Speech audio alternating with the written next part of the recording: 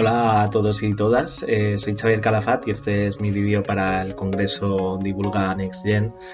Bien, lo primero que quería explicaros es que yo vengo de la ciencia social, que es como algo que a veces decimos en voz pequeñita frente a los químicos, las ingenieras y en general el mundo y los académicos y académicas de las ciencias naturales. Y en este choque que a veces hay, incluso cuando vamos a congresos, cuando debatimos entre nosotros, cuando producimos papers académicos, siempre surge como el tema de, pero las ciencias sociales son ciencias, y los sociólogos, yo soy politólogo, pero me he especializado en sociología, también nos enfadamos con los científicos naturales, ¿por qué no? Y esto es lo que quería explicaros, ¿no? O sea, lo que quería como aquí aprovechar este espacio de un congreso de interdisciplinariedad para ver esos choques que hay y al mismo tiempo ver cómo podemos, ¿no? Tender puentes y entendernos.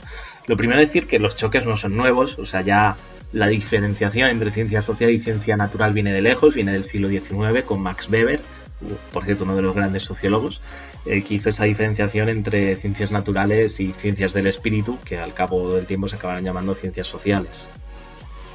Weber evidentemente sabía perfectamente que la sociología, la ciencia social, tenía un componente fundamental de interpretación, de que no se podía hacer ciencia social sin la interpretación de la persona.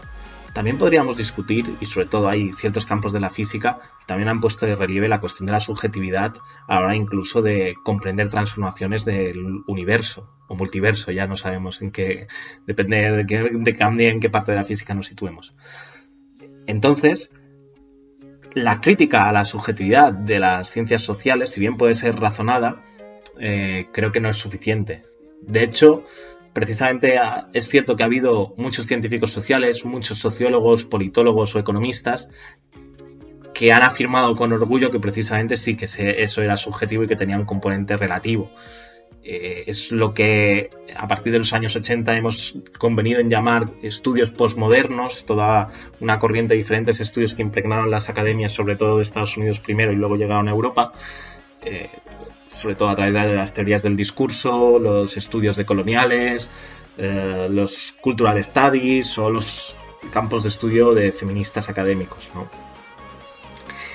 A partir de ahí es verdad que hay una ruptura con una cosa que sí que había sido más comprendida dentro de la ciencia social, que era la necesidad de producir conocimiento válido a través, si bien no de experimentación, porque evidentemente nosotros no podemos poner en un laboratorio a las sociedades humanas, si bien ha habido algunos experimentos muy interesantes, como el experimento de Milgram, donde sabéis que es ese en el que se cogían a un par de voluntarios, no sabían dónde estaban, pero básicamente se encargaban de dar descargas a otros que interpretaban de presos, ¿no? Y era un estudio bastante bueno sobre el comportamiento del autoritario humano. Pero bueno, en general digamos que esos estudios tienen bastantes dilemas éticos y morales y no podemos como hacerlos, digamos que no se pueden hacer, ¿no? Entonces, evidentemente que tenemos que partir o de teorías asentadas o de metodologías previamente estudiadas para comprender un fenómeno social.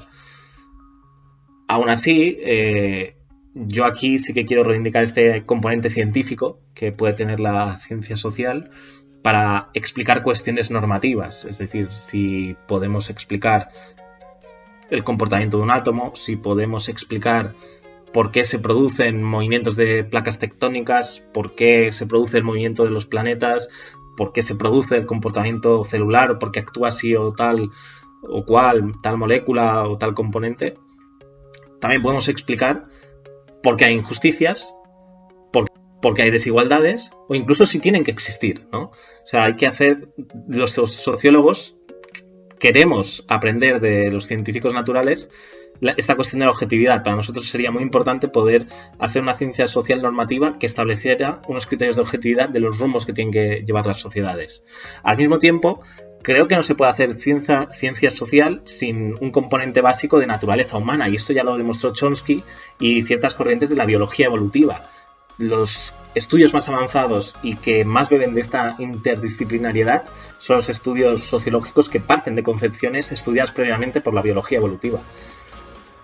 Y creo que también los científicos naturales podrían aprender algo de la sociología, y es que vivimos en mundos humanos y ya como dijo Foucault, si hay algo que caracteriza a la humanidad es el poder, y el poder es una relación social, el micropoder que decía Foucault está por todo. Y también en la ciencia también hay poder, y el poder determina el rumbo que puede seguir una verdad científica.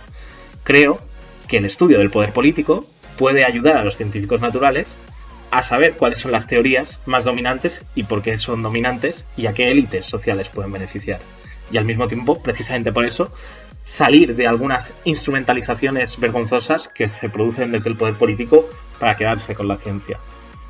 Nada, simplemente quería explicaros esto y hacer este llamamiento a la interdisciplinariedad y a seguir estudiando. Muchas gracias.